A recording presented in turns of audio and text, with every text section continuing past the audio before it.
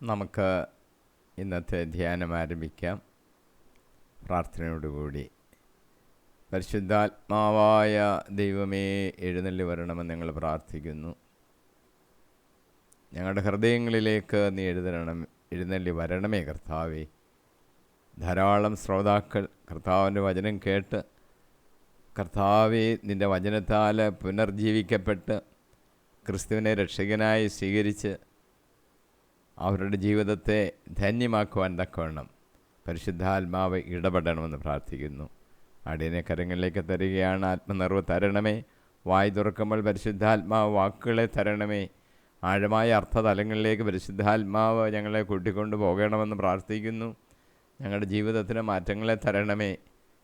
അനുഗ്രഹപ്രദമാകണമേ. കൃപയാൽ നിറയ്ക്കണമേ. യേശു കർത്താവിൻ്റെ നാമത്തിൽ തന്നെ ആമീൻ. ഗലാത്യ ലേഖനം 5-ാം അധ്യായം 22-23 വാക്യങ്ങൾ. അവിടെ പരിശുദ്ധാത്മാവിൻ്റെ ഫലങ്ങൾ, അതിനെക്കുറിച്ചായിരുന്നു നാം പഠിച്ചുകൊണ്ടിരിക്കുന്നത്. 7 കഴിഞ്ഞ ദിവസം നോക്കി. ഇനി 8-9 ഫലങ്ങളാണ് ഇവിടെ സൂചിപ്പിച്ചിട്ടുള്ളത്. 8-9 ഇന്ന് നമുക്ക് ധ്യാന വിഷയമാക്കാം. 22-24 വാക്യങ്ങളിൽ ആത്മാവിൻ്റെ ഫലങ്ങൾ സ്നേഹം, ആനന്ദം, സമാധാനം, ക്ഷമ, ദയ, നന്മ, വിശ്വസ്തത, സൗമ്യത, ആത്മസംയമനം ഇവയാണ്. ഇവയ്ക്കെതിരായി ഒരു നിയമവുമില്ല. 24-ാമത്തെ വാക്യം, യേശുക്രിസ്തുവിനുള്ളവർ തങ്ങളുടെ ജഡത്തെ അതിൻ്റെ വികാരങ്ങളോടും മോഹങ്ങളോടും കൂടെ ക്രൂശിച്ചിരിക്കുന്നു.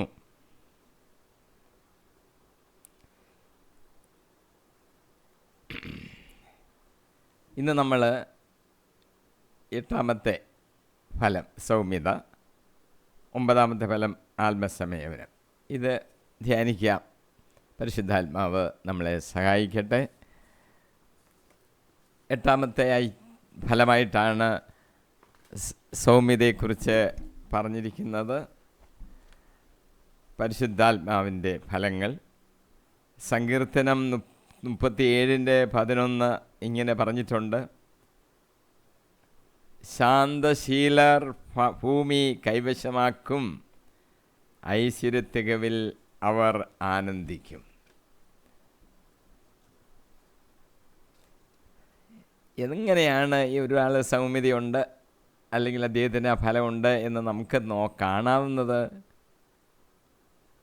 ഒന്നാമത്തെ കാര്യം, എതിർത്ത് നിൽക്കാതിരിക്കുക എന്നത് സൗമ്യതയുടെ ഒരു അടയാളമാണ്.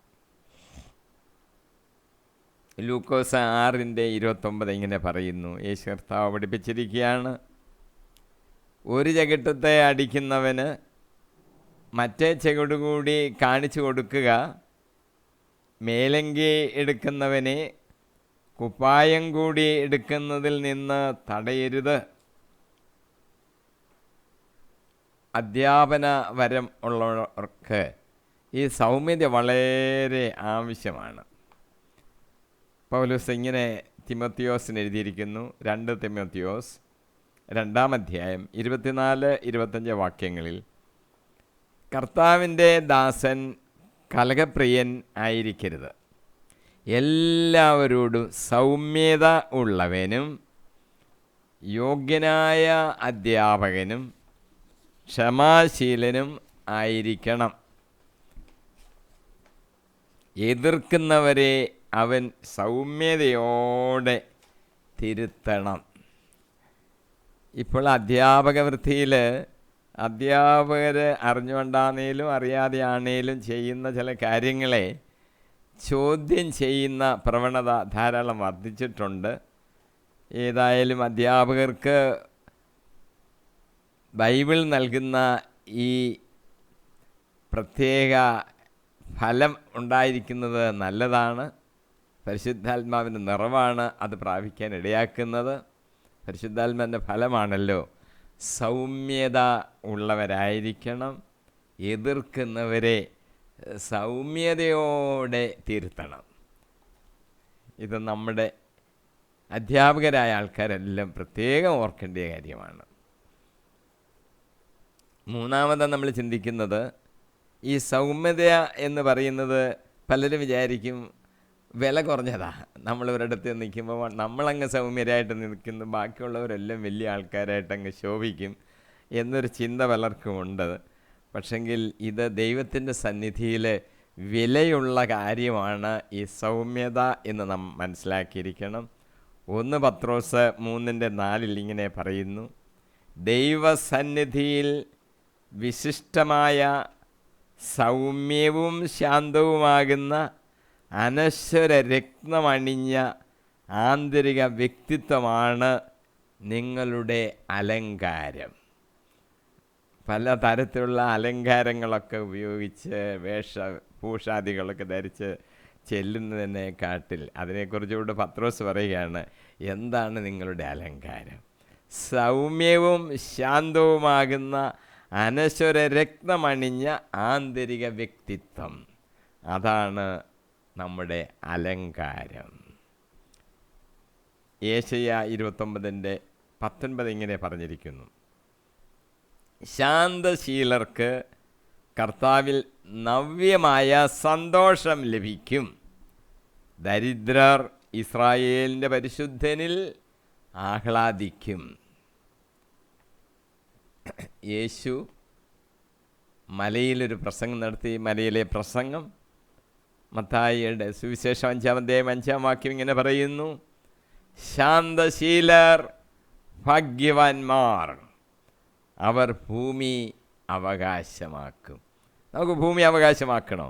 ശാന്തശീലർ, അവർക്കാണത് ലഭിക്കുന്നത് എന്ന് നമുക്ക് മനസ്സിലാക്കണം. മോശയെക്കുറിച്ച് ബൈബിൾ ഇങ്ങനെ എഴുതിയിരിക്കുന്നു. മോശ വലിയൊരു നേതാവാണല്ലോ, അദ്ദേഹം എങ്ങനെ ആയിരുന്നു നമുക്കൊന്ന് നോക്കാം. സംഖ്യാപുസ്തകം 12-3 പറയുന്നത്, മോശ ഭൂമുഖത്തുള്ള എല്ലാ മനുഷ്യരിലും വെച്ച് സൗമ്യനായിരുന്നു. എല്ലാ മനുഷ്യരിലും വെച്ച് സൗമ്യനായ മോശ എല്ലാ മനുഷ്യരുടെയും നേതാവായി ദൈവം ഉയർത്തി എന്ന് നമുക്ക് കാണുവാൻ സാധിക്കും. യേശുക്രിസ്തുവിനെക്കുറിച്ച് യേശയ്യാ പ്രവചനം ഉണ്ട്. അദ്ദേഹം ഇങ്ങനെയാണ് പ്രവചിച്ചിരിക്കുന്നത്. യേശയ്യാ 53:7 പറഞ്ഞിരിക്കുന്നു, എന്നാൽ യഹോവ നമ്മുടെ എല്ലാവരുടെയും അകൃത്യം അവൻ്റെ മേൽ ചുമത്തി തന്നെത്താൻ താഴ്ത്തി വായ തുറക്കാതെ ഇരുന്നിട്ടും അവൻ പീഡിപ്പിക്കപ്പെട്ടു. കൊല്ലുവാൻ കൊണ്ടുപോകുന്ന കുഞ്ഞാടിനെ പോലെയും രോമം കത്തിരിക്കുന്നവരുടെ മുൻപാകെ മിണ്ടാതെ ഇരിക്കുന്ന ആടിനെ പോലെയും അവൻ വായ തുറന്നില്ല. യേശു തന്നെക്കുറിച്ച് തന്നെ പറഞ്ഞിട്ടുണ്ട്. മത്തായിയുടെ സുവിശേഷം 11:29, ഞാൻ സൗമ്യതയും താഴ്മയും ഉള്ളവൻ ആകയാൽ എൻ്റെ നുകമേറ്റുകൊണ്ട് എന്നോട് പഠിപ്പീൻ, എന്നാൽ നിങ്ങളുടെ ആത്മാക്കൾക്ക് ആശ്വാസം കണ്ടെത്തും. എൻ്റെ നുകം മൃദുവും എൻ്റെ ചുമട് ലഘുവും ആകുന്നു. സക്കറിയ പ്രവാചകൻ എഴുതിയിരിക്കുന്നു 9:9, വരാനിരിക്കുന്ന രാജാവ് എന്ന നിലയിൽ യേശുവിനെക്കുറിച്ച് അദ്ദേഹം ഇങ്ങനെ പ്രവചിച്ചിരിക്കുകയാണ്. സിയോൻ പുത്രിയെ ഉച്ചത്തിൽ ഘോഷിച്ച് ആനന്ദിക്ക, ജെറുസലേം പുത്രിയെ ആർപ്പുവിടുക, ഇതാ നിന്റെ രാജാവ് നിന്റെ അടുക്കൽ വരുന്നു. അവൻ നീതിമാനും ജയശാലിയും താഴ്മയുള്ളവനുമായി കഴുതപ്പുറത്തും പെൺകഴുതപ്പുറത്തും ചെറു കഴുതപ്പുറത്ത് കയറി വരുന്നു. യൂദ യേശുവിനെ ഒറ്റുകൊടുത്തത് ഒരു ചുംബനം കൊണ്ടാണെന്ന് നമുക്കറിയാം. മത്തായി ആ സംഭവം വിവരിച്ചിട്ടുണ്ട്. പന്തിരുവരിൽ ഒരുവനായ യൂദ വന്ദനമെന്ന് പറഞ്ഞ് യേശുവിനെ വന്ന് ചുംബിച്ചു. യേശു അവനോട്, സ്നേഹിത, നീ വന്ന കാര്യമെന്ത് എന്ന് പറഞ്ഞപ്പോൾ അവർ വന്ന് യേശുവിനെ പിടിച്ചു. മത്തായി 26:51-52. അപ്പോൾ യേശുവിനോട്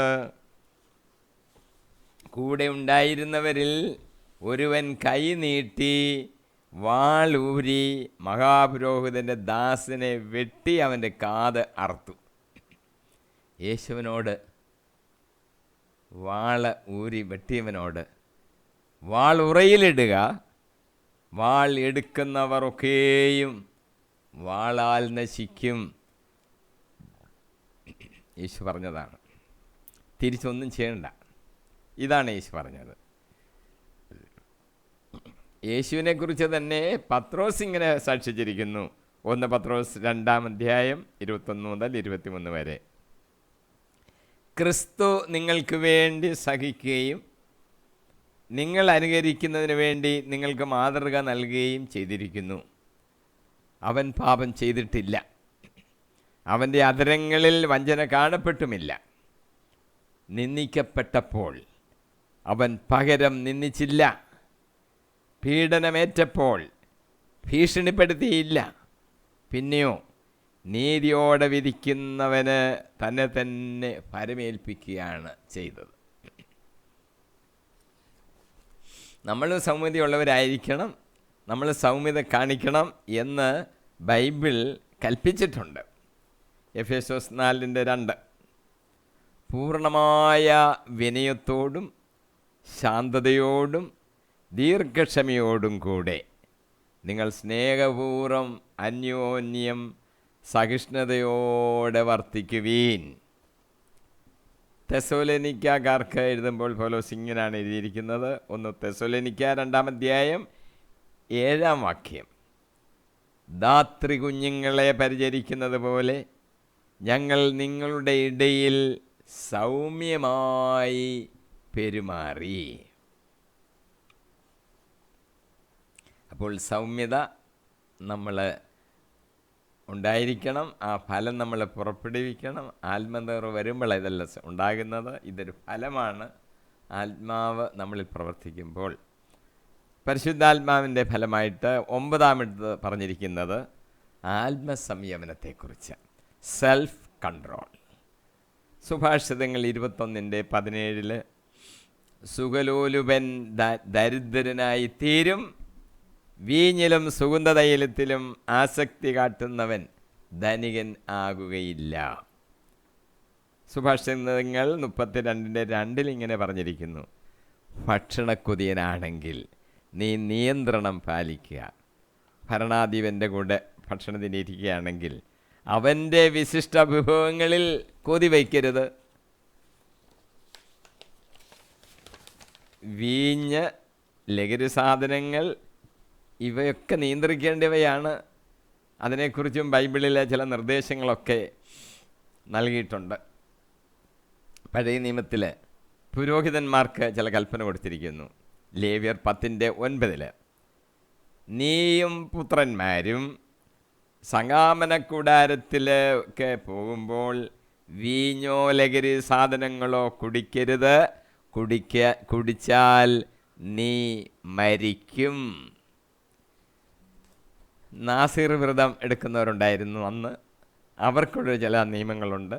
സംഖ്യ 6:3-4 ഞാൻ വായിക്കുകയാണ്. വീഞ്ഞും ശക്തിയുള്ള ലഹരിപാനീയങ്ങളും വർജിക്കണം. അവയിൽ നിന്ന് ഉണ്ടാക്കിയ വിനാഗിരി കുടിക്കരുത്. മുന്തിരിയിൽ നിന്നുണ്ടാക്കിയ ഏതെങ്കിലും പാനീയം കുടിക്കുകയോ പഴുത്തതോ ഉണങ്ങിയതോ ആയ മുന്തിരിങ്ങ തിന്നുകയോ അരുത്. വ്രതകാലം മുഴുവൻ മുന്തിരിയിൽ നിന്നുള്ള ഒന്നും കുരുവോ തൊലി പോലുമോ തിന്നരുത്. നാസിർ വ്രതത്തിന് വേണ്ടി പ്രത്യേകം പറഞ്ഞിരിക്കുന്നതാ. കഴിവുള്ളിടത്തോളം നമുക്കെല്ലാം അത് നിവർത്തിക്കാൻ പരിശ്രമിക്കണം. സുഭാഷിതങ്ങൾ 23:31-32 പറയുകയാണ്, ചഷകങ്ങളിൽ വീഞ്ഞ് ചെമന്ന് തിളങ്ങി കവിഞ്ഞൊഴുകുന്നത് നോക്കി നിൽക്കരുത്. അവസാനം അത് പാമ്പിനെ പോലെ കടിക്കുകയും അണലിയെ പോലെ കൊത്തുകയും ചെയ്യും. വീഞ്ഞിൻ്റെയും ലഹരി സാധനങ്ങളുടെയും കാര്യങ്ങളാണ് അത് നോക്കി നിൽക്കുന്നത്. അതിലോട്ട് വീണു പോകാനുള്ള സാധ്യത ഉണ്ട്. വീഞ്ഞിൻ്റെ കാര്യത്തിൽ മാത്രമല്ല, മറ്റ് പല കാര്യങ്ങളിലും നമ്മൾ അതൊന്ന് കാണട്ടെ എന്ന് വിചാരിച്ച് നോക്കി നിൽക്കുമ്പോൾ ടെംപ്റ്റേഷൻ ഉണ്ടാകാനും പ്രലോഭനം ഉണ്ടാകാനും അതിലേക്ക് വീണു പോകാനുള്ള സാധ്യത ഉണ്ട് എന്ന് നമ്മൾ മനസ്സിലാക്കിക്കോണം. പഴയ നിയമത്തിൽ രാജാക്കന്മാർക്ക് ചില പ്രത്യേക പ്രമാണങ്ങളൊക്കെ നൽകപ്പെട്ടിട്ടുണ്ട്. സുഭാഷിതങ്ങൾ 31:4 പറയുന്നു, അല്ലയോ ലെവുവേൽ, വീഞ്ഞ് രാജാക്കന്മാർക്ക് ചേർന്നതല്ല. ലഹരിപാനീയങ്ങളിൽ ആസക്തി ഭരണാധിപന്മാർക്ക് ഉചിതമല്ല. റക്കാബ്യരുടെ നിയമം എന്ന് പറഞ്ഞ ഒരു നിയമം പഴയ നിയമത്തിലുണ്ട്. ജെറമിയായുടെ പുസ്തകം 35:5-6 വാക്യങ്ങൾ. ഞാൻ റക്കാബ്യരുടെ മുൻപിൽ വീഞ്ഞു നിറച്ച കുടങ്ങളും പാനപാത്രങ്ങളും വെച്ചിട്ട് കുടിക്കുവീൻ എന്ന് ഞാൻ പറഞ്ഞു. എന്നാൽ അവർ പറഞ്ഞു, ഞങ്ങൾ വീഞ്ഞു കുടിക്കുകയില്ല. എന്തെന്നാൽ റക്കാബിൻ്റെ മകനും ഞങ്ങളുടെ പിതാവുമായ യോനാദാബ് ഞങ്ങളോട് കൽപ്പിച്ചിട്ടുണ്ട്, നിങ്ങളും നിങ്ങളുടെ സന്തതികളും ഒരിക്കലും വീഞ്ഞു കുടിക്കരുത്. അപ്പൻ പറഞ്ഞതുകൊണ്ട് ഞങ്ങൾ കുടിക്കത്തില്ല. ഒരിക്കലും കുടിക്കരുതെന്ന് പറഞ്ഞിട്ടുണ്ട്, ഒരിക്കലും കുടിക്കത്തില്ല. ദാനിയേൽ പ്രവാചകനാണ്, വലിയ തന്ത്രജ്ഞനാണ്. അദ്ദേഹത്തിൻ്റെ ഒരു നിശ്ചയമുണ്ടായിരുന്നു. ദാനിയേലിൻ്റെ പുസ്തകം 1:8. രാജാവിൻ്റെ വിഭവസമൃദ്ധമായ ഭക്ഷണം കൊണ്ടോ അവൻ കുടിച്ചിരുന്ന വീഞ്ഞുകൊണ്ടോ മലിനനാവുകയില്ലെന്ന് ദാനിയേൽ നിശ്ചയിച്ചു. അതിനാൽ മലിനനാകാതിരിക്കാൻ തന്നെ അനുവദിക്കണമെന്ന് അവൻ ഷണ്ഡന്മാരുടെ നായകനോട് അപേക്ഷിച്ചു. നമ്മൾ സ്വയം നിയന്ത്രണം ചെയ്യേണ്ടതാണ്. അതിന് നമുക്ക് കടമയുണ്ട്. സുഭാഷിതങ്ങൾ 16:32 പറഞ്ഞിരിക്കുന്നു, ക്ഷമാശീലൻ കരുത്തിനേക്കാളും മനസ്സിനെ നിയന്ത്രിക്കുന്നവൻ നഗരം പിടിച്ചടക്കുന്നവനെക്കാട്ടിലും ശ്രേഷ്ഠനത്രേ. നഗരം പിടിച്ചപ്പോൾ അവൻ വലിയ ആളാണെന്നൊക്കെ നമുക്ക് തോന്നും. അങ്ങനെയല്ല. അതിനേക്കാട്ടിൽ ശ്രേഷ്ഠൻ ക്ഷമാശീലനാണ് എന്ന് നമ്മൾ മനസ്സിലാക്കണം. അപ്പസ്തോല പ്രവൃത്തികളിൽ 24-ാം അധ്യായത്തിൽ ഒരു സംഭവം വിവരിച്ചിട്ടുണ്ട്. പൗലോസ് ജയിലിൽ കാരാഗ്രഹത്തിൽ കിടക്കുകയാണ്. ഫെലിക്സിൻ്റെ, ദേശാധിപതിയുടെ തടങ്കലിലാണ്. ഒരു ദിവസം ഫെലിക്സ് ഭാര്യ ദ്രുസില്ലായോടൊപ്പം വന്ന് പൗലോസിനെ വിളിപ്പിച്ചു. കാരാഗ്രഹത്തിൽ കിടക്കുന്ന പൗലോസിനെ വിളിപ്പിച്ചു. യേശു ക്രിസ്തുവിലുള്ള വിശ്വാസത്തെക്കുറിച്ച് അവനിൽ നിന്നും കേട്ടു. ഈ ഫെലിക്സ് യേശു ക്രിസ്തുവിനെക്കുറിച്ച് കേട്ടിട്ടുണ്ട്, കുറച്ചൊക്കെ ഒരു വിശ്വാസത്തിൽ വന്നിട്ടുണ്ട്. അപ്പോൾ തടങ്കലിൽ കിടക്കുന്ന അദ്ദേഹത്തിൻ്റെ തടങ്കലിലാണ് കിടക്കുന്ന പൗലോസിനെ വിളിച്ചിട്ട് ഇതിനെക്കുറിച്ച് കൂടുതലൊന്ന് പഠിക്കാമെന്നൊക്കെ വിചാരിച്ചു. അദ്ദേഹവും ഭാര്യ ദ്രുസില്ലായും കൂടെ വന്ന് പൗലോസിനെ വിളിപ്പിച്ച് ഒന്ന് കേൾക്കാം എന്ന് വിചാരിച്ച് പൗലോസിനെ വിളിപ്പിച്ചു. പൗലോസ് പ്രസംഗം തുടങ്ങി. 3 വിഷയങ്ങളാണ് പൗലോസ് പ്രസംഗിച്ചതെന്ന് ബൈബിളിൽ എഴുതിയിരിക്കുന്നു. നീതിയെക്കുറിച്ചും ആത്മനിയന്ത്രണത്തെക്കുറിച്ചും ന്യായവിധിയെക്കുറിച്ചും പൗലോസ് സംസാരിച്ചു. പൗലോസ് പ്രസംഗം തുടങ്ങിയാൽ വലിയ ജ്ഞാനിയാണ് അദ്ദേഹം അങ്ങ് ദീർഘമായി പഠിപ്പിക്കും. അത് നീതിയെക്കുറിച്ച്, ആ വിഷയങ്ങളൊന്നും ഇപ്പം നമ്മൾ ചിന്തിക്കുന്നില്ല, വലിയ വിഷയങ്ങളാണ്. നീതിയെക്കുറിച്ചും ആത്മനിയന്ത്രണത്തെക്കുറിച്ചും ന്യായവിധിയെക്കുറിച്ചും സംസാരിച്ചു. ഇത്രയും കേട്ടപ്പോൾ ഫെലിക്സിന് ഭയമുണ്ടായി. ദേശാധിപതി അദ്ദേഹത്തിന് ഭയമുണ്ടായി. അതിന് കാരണം കാണും. ഇന്ദ്രിയ നിഗ്രഹത്തിൻ്റെ കാര്യത്തിൽ ഫെലിക്സ് ഒരു വൻ പരാജയമായിരുന്നു ജീവിതത്തിൽ. അതുകൊണ്ടാണ് ഇപ്പോൾ ഇതൊക്കെ ഒന്ന് കേട്ടപ്പോൾ, ഈ സബ്ജക്റ്റ്, ഈ വിഷയം ഒന്ന് കേട്ടപ്പോൾ അദ്ദേഹത്തിൻ്റെ മനസ്സ് വലിയൊരു ഭയമുണ്ടാകാൻ കാരണം. സംഗതി ഇതാണ്, ഹേരോദ അഗ്രിപ്പ 1 മകളായ ദ്രുസില്ലായിക്ക് ഇപ്പോൾ അദ്ദേഹം ഫെലിക്സിൻ്റെ ഭാര്യയാണ്. പക്ഷേ ഈ ദുരുസില്ലായിക്ക് ഒരു മുൻകാല ചരിത്രമുണ്ട്. ഇവൾ എമേസിയിലെ രാജാവായ അസിസസിന് വിവാഹം കഴിച്ചു കൊടുക്കപ്പെട്ടവളാണ്. ദുരുസില്ലായിക്ക് അങ്ങനെ ആയിരുന്നപ്പോൾ ദുരുസില്ലായെ ഫെലിക്സ് അങ്ങ് മോഹിച്ചു. ഭാര്യയായി അവളെ കിട്ടുവാൻ ഫെലിക്സ് ആഗ്രഹിച്ചു. അതിനുള്ള എന്ത് മാർഗം? ക്ഷുദ്രപ്രയോഗം വരെ നടത്തി. ആട്ടോമോസ് എന്നൊരു മന്ത്രവാദിയെ വിളിച്ച് അദ്ദേഹത്തിൻ്റെ സഹായത്തോടെ ക്ഷുദ്രപ്രയോഗം നടത്തി. അങ്ങനെയാണ് ഈ ദുരുസില്ലായെ തൻ്റെ ഭാര്യയായിട്ട് കൊണ്ടുവന്നതെന്നാണ് പറയുന്നത്. അപ്പോൾ അങ്ങനെ ഒരു ആത്മനിയന്ത്രണമില്ലാത്ത ഒരു ജീവിതമായിരുന്നു ഫെലിക്സിന്. ഇപ്പോൾ പൗലോസിൻ്റെ പ്രസംഗം കേട്ടപ്പോൾ അദ്ദേഹത്തിന് ഭയമുണ്ടായി മനസ്സിൽ.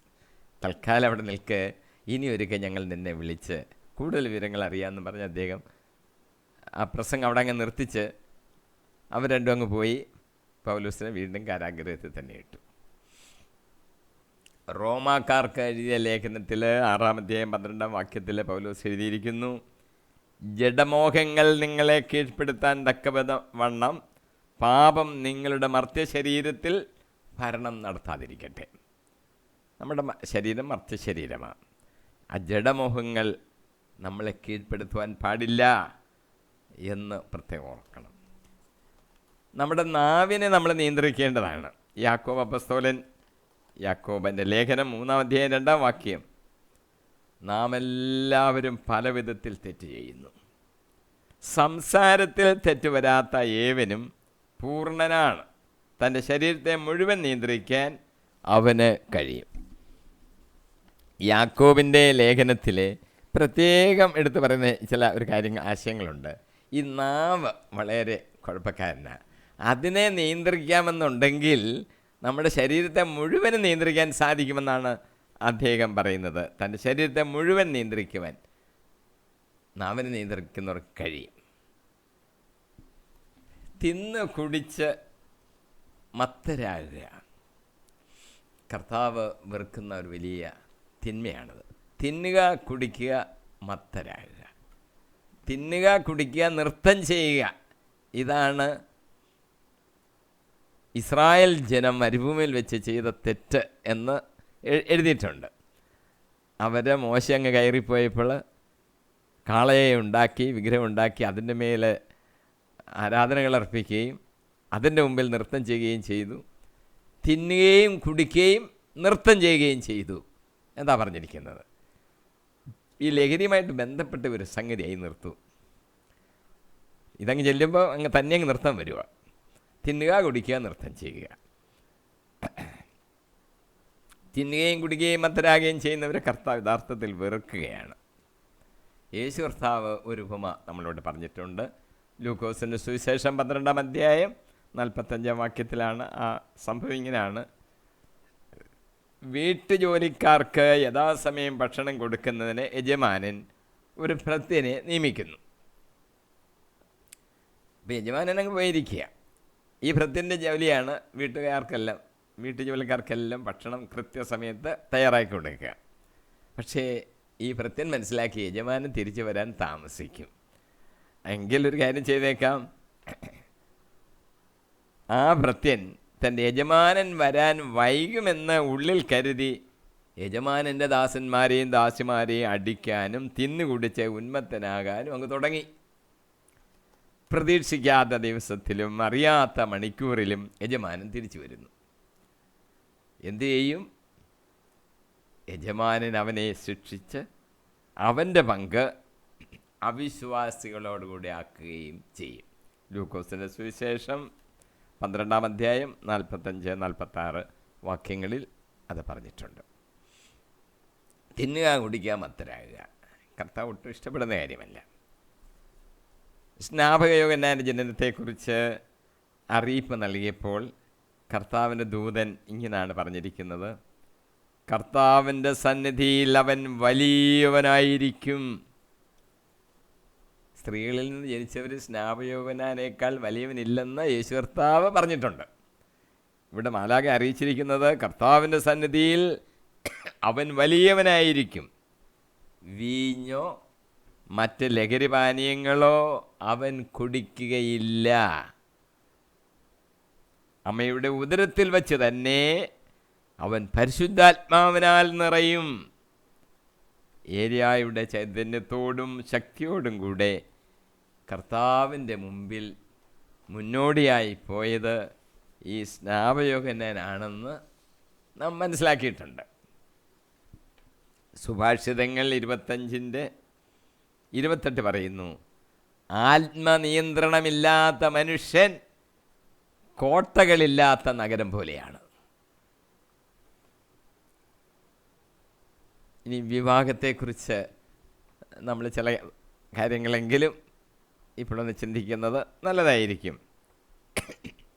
വിവാഹ ബന്ധത്തെക്കുറിച്ച് പഠിപ്പിക്കുമ്പോൾ പൗലോസ് ഇങ്ങനെ നിർദ്ദേശിക്കുന്നുണ്ട്. 1 കൊരിന്ത്യർ 7:8, അവിവാഹിതകളോടും വിധവകളോടും ഞാൻ പറയുന്നു, എന്നെപ്പോലെ ആയിരിക്കുന്നതാണ് അവർക്ക് നല്ലത്. എന്നാൽ സംയമനം സാധ്യമല്ലാത്തവർ വിവാഹം ചെയ്യട്ടെ. വികാരം കൊണ്ട് ദഹിക്കുന്നതിനേക്കാൾ വിവാഹിതരാകുന്നതാണ് നല്ലത്. ജീവിതാന്തസ്സ തിരഞ്ഞെടുക്കുമ്പോൾ ഇക്കാര്യം പ്രത്യേകം യുവജനങ്ങൾ അറിഞ്ഞിരിക്കണം. ദുഷ്ടന്മാരുടെ നാളുകളെക്കുറിച്ച് പൗലോസ് ഇപ്രകാരം ഒരു മുന്നറിയിപ്പ് തന്നിട്ടുണ്ട്. 2 തിമോത്തിയോസ് 3:1-6 വരെ ഞാൻ വായിക്കാം. ഒരു കാര്യം മനസ്സിലാക്കിക്കൊള്ളുക, അവസാന നാളുകളിൽ ക്ലേശപൂർണമായ സമയങ്ങൾ വരും.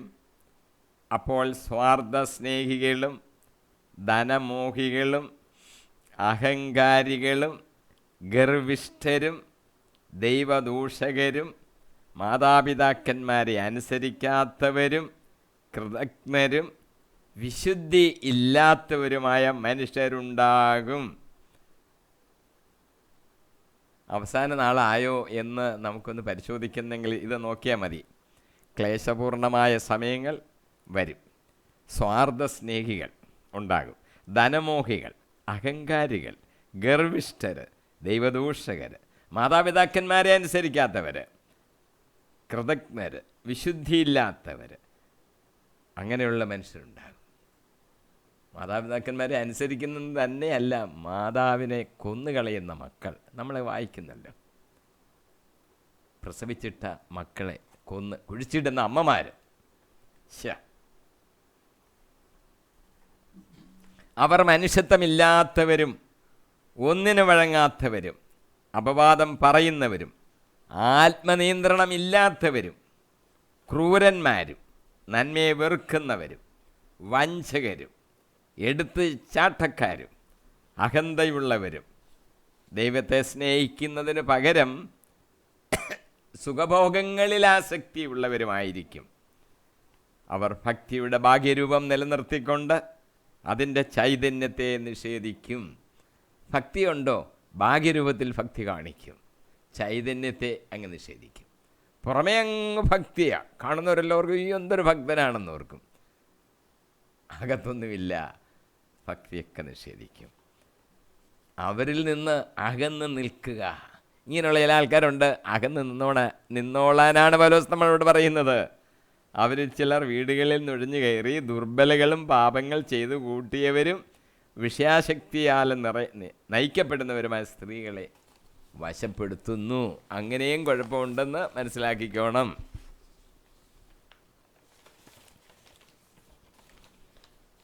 ഇവയ്ക്കെതിരായി ഒരു നിയമവുമില്ല എന്നാണ് പൗലോസ് പറയുന്നത്. അതിൻ്റെ അർത്ഥം ഇത്തരം നന്മപ്രവൃത്തികൾക്കെതിരായി ഒരു നിയമനിർമ്മാണത്തിൻ്റെ അർത്ഥമില്ല എന്ന് അതിൻ്റെ പറയുന്നതിൻ്റെ സാരം. വാക്യം 24 വാക്യം, യേശുക്രിസ്തുവിനുള്ളവർ തങ്ങളുടെ ജഡത്തെ അതിൻ്റെ വികാരങ്ങളോടും മോഹങ്ങളോടും കൂടെ ക്രൂശിച്ചിരിക്കുന്നു. ക്രിസ്തുവിനോടുകൂടെ ക്രൂശിക്കപ്പെട്ട വിശ്വാസി അവൻ്റെ വിശ്വാസം, സ്നാനം എന്നിവ വഴി നിയമത്തിന് മരിച്ചിരിക്കുകയാണ്. മാത്രമല്ല, നിയമത്തിന് മരിച്ചിരിക്കുക എന്ന് പറഞ്ഞാൽ ഇപ്പോൾ അവനെ നയിക്കുന്ന നിയമം എഴുതപ്പെട്ട മോശയുടെ നിയമങ്ങളല്ല, പിന്നെയോ ജീവൻ്റെ നിയമങ്ങളാണ് എന്ന് പറഞ്ഞാൽ പരിശുദ്ധാത്മാവിൻ്റെ നിയമങ്ങളാണ്. അതാണ് ഈ നിയമത്തിന് മരിച്ചിരിക്കുന്നു എന്നൊക്കെ പൗലോസ് എടുത്തെടുത്ത് പറയുന്നത്. ഇപ്പോൾ ജീവൻ്റെ നിയമം പരിശുദ്ധാത്മാവിൻ്റെ നിയമമാണ്. മാത്രമല്ല അവൻ്റെ സ്വയത്തിനും ഇവൻ മരിച്ചിരിക്കുകയാണ് വിശ്വാസി. ഭൗമികമായതിനും അധപതനത്തിലേക്ക് നയിക്കുന്നതും ആയ എല്ലാ പ്രവണതകൾക്കും അവൻ മരിച്ചിരിക്കുന്നു. ഈ ലോകത്തിന് തന്നെയും അവൻ മരിച്ചിരിക്കുന്നു. ഈ ലോകത്തിൽ അങ്ങ് സുഖമായി അങ്ങ് ജീവിക്കുക എന്നല്ല ഈ പറയുന്നതിൻ്റെ അർത്ഥം. ഈ ലോകത്തിന് മരിച്ചിരിക്കുകയാണ്. കൊളോസോസ് ലേഖനത്തിലും പൗലോസ് ചില നിർദ്ദേശങ്ങൾ തന്നിട്ടുണ്ട്. കൊളോസോസ് 3:5 പൗലോസ് പറയുന്നു, നിങ്ങളിൽ ഭൗമികമായിട്ടുള്ളതെല്ലാം അസാന്മാർഗികത, അശുദ്ധി, മനക്ഷോഭം, ദുർവിചാരങ്ങൾ, വിഗ്രഹ ആരാധന തന്നെയായ ദ്രവ്യാശക്തി ഇവയെല്ലാം നശിപ്പിക്കുവീൻ. നമ്മൾ ഈ ഭൂമി ജീവിക്കേണ്ടത് എങ്ങനെയാണെന്നാ? ഭൗമികമായിട്ടുള്ളതെല്ലാം, ഈ ഭൂമിയുമായിട്ട് ബന്ധപ്പെടുന്നതെല്ലാം അങ്ങ് നശിപ്പിച്ചേക്കാനാണ് പറയുന്നത്. അതിൻ്റെ ഒരു ലിസ്റ്റ് അവിടെ പറഞ്ഞിരിക്കുന്നത്: അസാന്മാർഗികത, അശുദ്ധി, മനക്ഷോഭം, ദുർവിചാരങ്ങൾ, വിഗ്രഹാരാധന തന്നെയായ ദ്രവ്യാശക്തി ഇവയെല്ലാം നശിപ്പിക്കുവിൻ. ദ്രവ്യാശക്തിയും വിഗ്രഹാരാധനയും ഒന്ന് തന്നെയാണെന്ന് അവിടെ പറഞ്ഞിരിക്കുന്നത്. എന്താണ് വിഗ്രഹ ആരാധന? ദൈവത്തിന് എതിരായി അല്ലെങ്കിൽ ദൈവത്തിന് പകരമായി വേറൊന്നിനെ പ്രതിഷ്ഠിക്കുമ്പോൾ അത് വിഗ്രഹ ആരാധനയാണ്. യഹോവയായ ദൈവത്തിന് പകരമായിട്ട് വേറെ ഒരു വ്യക്തിയെ, ദൈവത്തോട് പ്രാർത്ഥിക്കേണ്ടതിന് പകരം വേറെ ആൾക്കാരോട് പ്രാർത്ഥിക്കുക, ദൈവത്തിന് കൊടുക്കേണ്ട ആദരവ് വേറെ ആൾക്കാർക്ക് കൊടുക്കുക, ദൈവത്തിന് കൊടുക്കേണ്ട ആരാധനയ്ക്ക് പകരം വേറെ ആൾക്കാരെ ആരാധിക്കുക, അത് വിഗ്രഹാരാധനയാണ്. ഇനി വിഗ്രഹങ്ങൾ ഉണ്ടാക്കുക, സ്വർണം കൊണ്ടോ വെള്ളി കൊണ്ടോ മണ്ണ് കൊണ്ടോ എന്തെങ്കിലും കൊണ്ടോ ഉണ്ടാക്കി അതിനെ പ്രതിഷ്ഠിച്ച് അതിന് മുമ്പ് പോയി പ്രാർത്ഥിക്കുക, അതിനെ അലങ്കരിക്കുക, അതിനെ എടുത്തുകൊണ്ട് നടക്കുക, വിഗ്രഹ ആരാധന തന്നെയാണ്.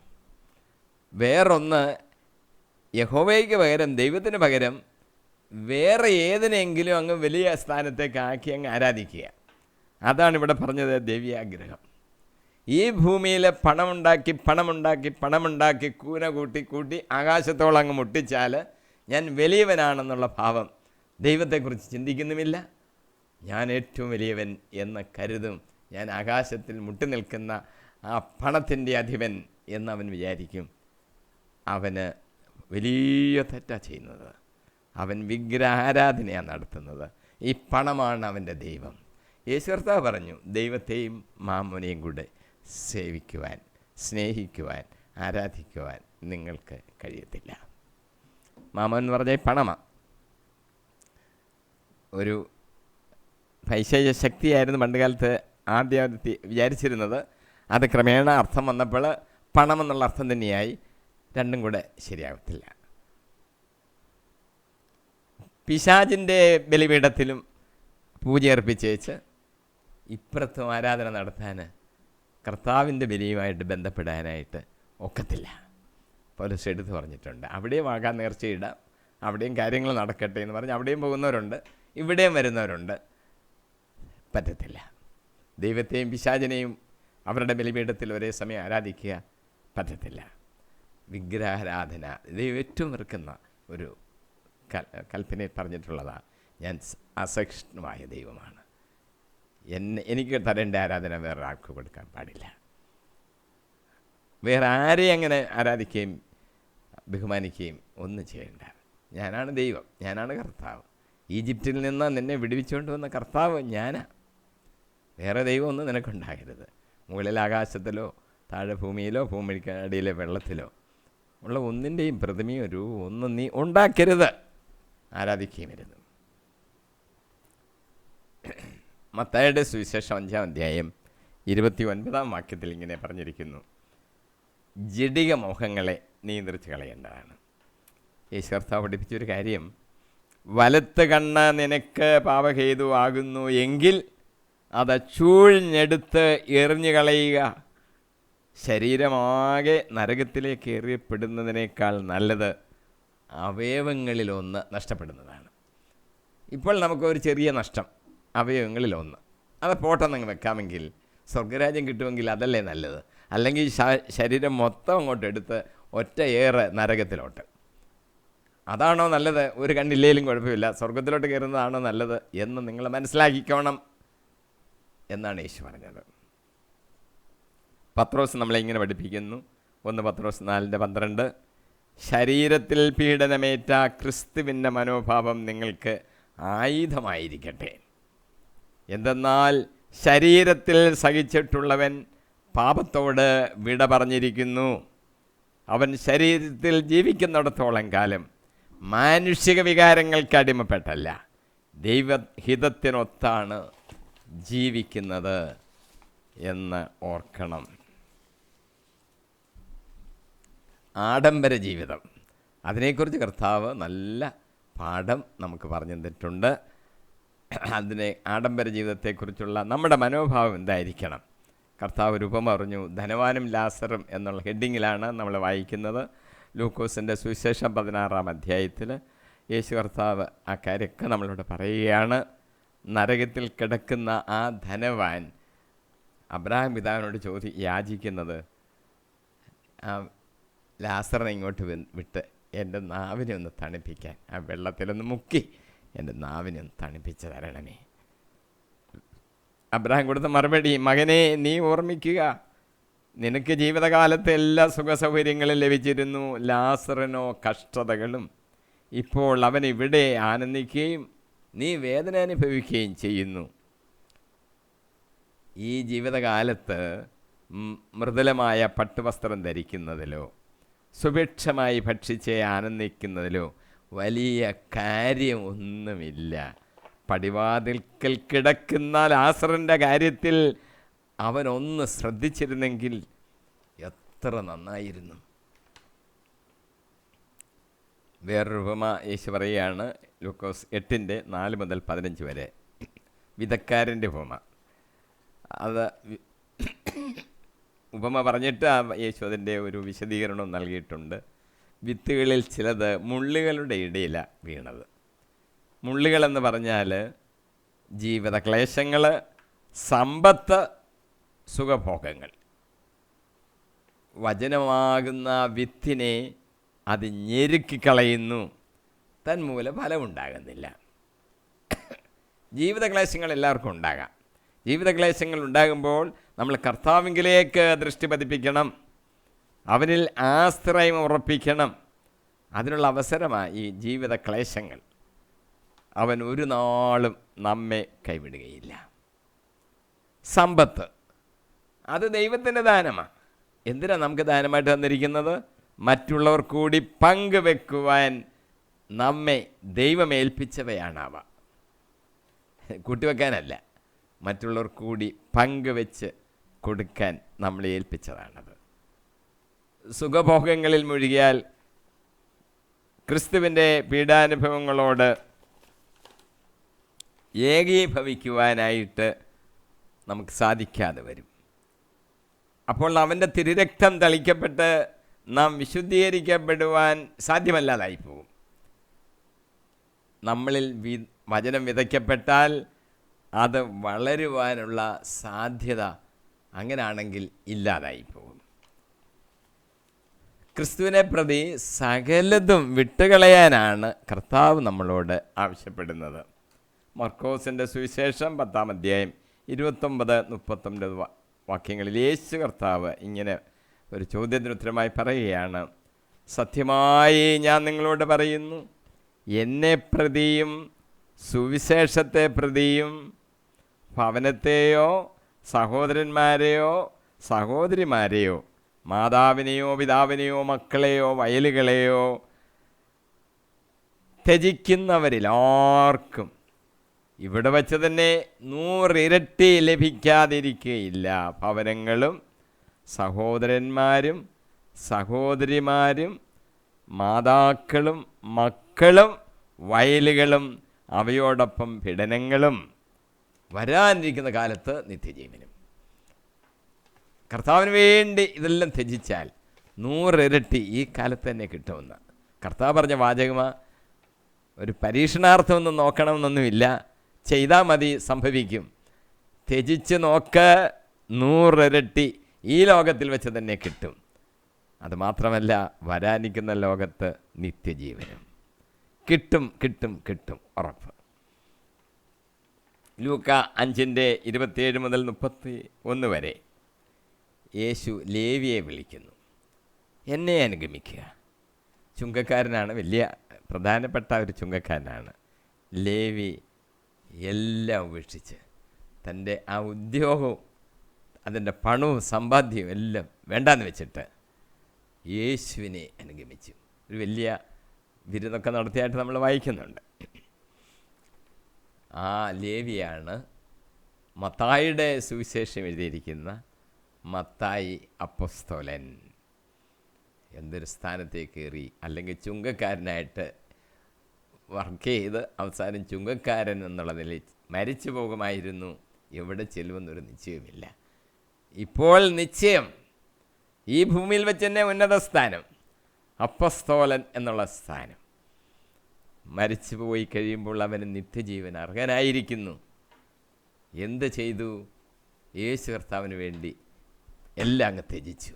വേണ്ട, ചുങ്കം പിരിക്കുന്നില്ല, സമ്പാദ്യം വേണ്ട, ആദായം വേണ്ട, ഒന്നും വേണ്ട. ത്യജിച്ചാൽ ഈ ലോകത്തിൽ വെച്ച് തന്നെ 100 ഇരട്ടി പ്രതിഫലം, വരാനിരിക്കുന്ന ലോകത്ത് നിത്യജീവനും. സമയമാകുന്നു, അതുകൊണ്ട് ഞാനിവിടെ നിർത്തുകയാണ്. 119 അടുത്ത എപ്പിസോഡിൽ 25 മുതലുള്ള വാക്യങ്ങൾ വായിച്ച് നമുക്ക് ധ്യാനിക്കാം. അതിൽ ആത്മാവിൽ വ്യാപരിക്കുന്നതിനെക്കുറിച്ചൊക്കെ പറഞ്ഞിട്ടുണ്ട്. അതൊക്കെ നമുക്ക് ധ്യാനിച്ച് പരിശുദ്ധാത്മാവ് നിറയാം. ദൈവം നമ്മളെ നടത്തട്ടെ. ഇന്ന് നമ്മൾ ചിന്തിച്ചത് 2 ഫലങ്ങളെക്കുറിച്ചാണ്. ഒന്ന് സൗമ്യത, മറ്റേത് ആത്മനിയന്ത്രണം. അതെല്ലാം നമ്മുടെ ഹൃദയത്തിൽ, നമ്മുടെ ജീവിതത്തിൽ നമ്മുടെ മാറ്റങ്ങൾ വരുത്തുന്ന ചിന്തകളായിരിക്കണം. ധ്യാനിച്ചുകൊണ്ടൊക്കെ ഇരിക്കണം. പരിശുദ്ധാത്മാവ് നടത്തട്ടെ. യേശു കർത്താവിൻ്റെ വിലയേറിയ നാമത്തിൽ തന്നെ. ആമീൻ, ആമീൻ, ആമീൻ.